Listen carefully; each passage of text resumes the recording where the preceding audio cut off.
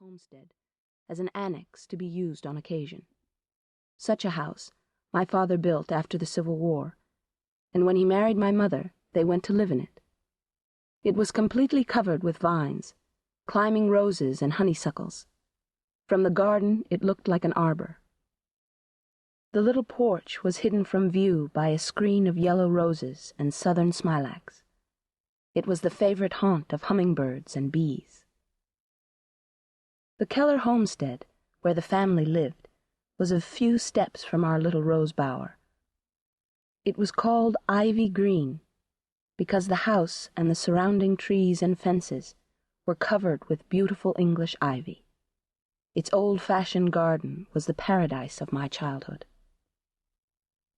Even in the days before my teacher came, I used to feel along the square, stiff boxwood hedges, and guided by the sense of smell, would find the first violets and lilies. There, too, after a fit of temper, I went to find comfort and to hide my hot face in the cool leaves and grass. What joy it was to lose myself in that garden of flowers, to wander happily from spot to spot, until, coming suddenly upon a beautiful vine, I recognized it by its leaves and blossoms, and knew it was the vine which covered the tumble-down summer house at the farther end of the garden. Here also were trailing clematis, drooping jessamine, and some rare sweet flowers called butterfly lilies, because their fragile petals resemble butterfly wings. But the roses, they were the loveliest of all. Never have I found in the greenhouses of the north such heart-satisfying roses as the climbing roses of my southern home.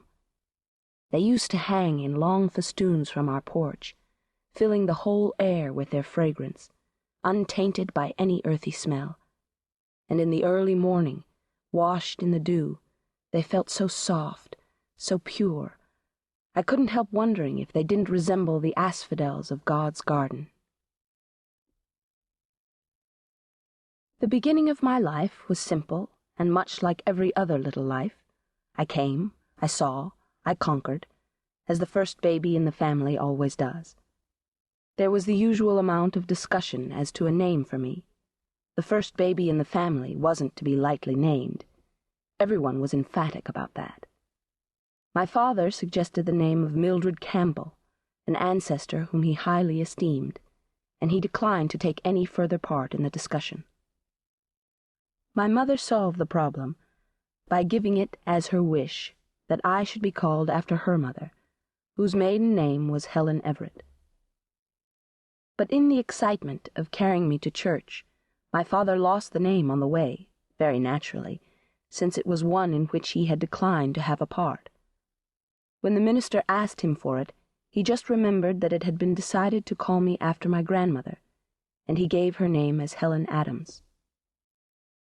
I am told that while I was still in long dresses, I showed many signs of an eager, self-asserting disposition.